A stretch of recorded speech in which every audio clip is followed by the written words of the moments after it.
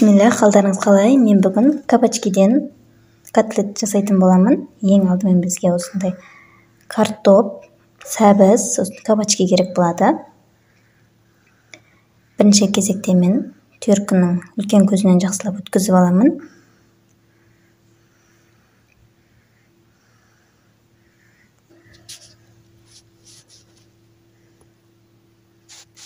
Егер де сіздер көбірек жасайтын болсаңыздар, картопты, сосын сәбізді кішкене көп қоссаңыздар болады. Мен осындай жарты сәбіз және бір морков қостым. Осының өзінде маған көп болып шықты. Енді кезекте мен кабачкидің ортасынан осылай бөліп аламын да, сосын осының жартысын салатын боламын.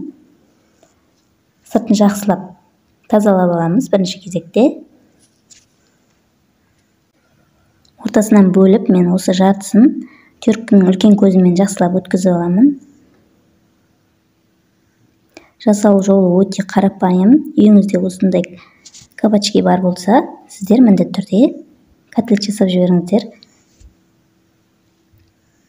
Тез дайын болады, қарапайым.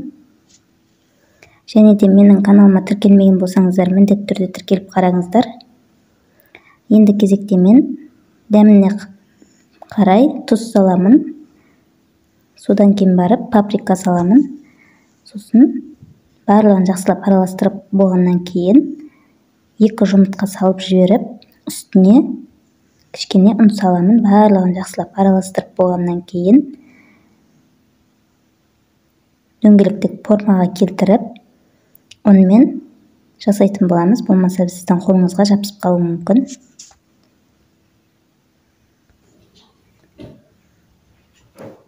Енді кезекте үстіне чеснок саламын. Менде кішкентай чеснок, осыны төркіден өткізіп чеснок салатын боламын. Біздің чеснок котлетімізге дәм береді. Сондықтан міндетті түрде чеснок салыңыздар.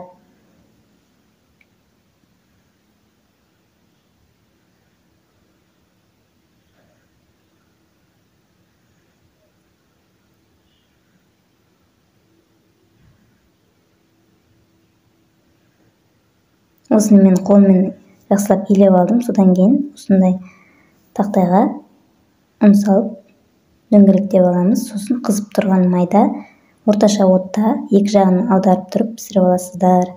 Менің котлетім дайын болды. Жасау жолы өте қарапайым, оңай, тез дайын болады. Сіздер де осылай жасап көріңіздер. Сосын комментарияға өз пікірлеріңізді қалдыруды ұмытпаңыздар. Сіздермен болған Гүлжайнар. Сау болыңыздар. Тағы да рецептілерді шығаратын боламын. Қоңыраушаны басып, менің рецептілерімді қараңыздар.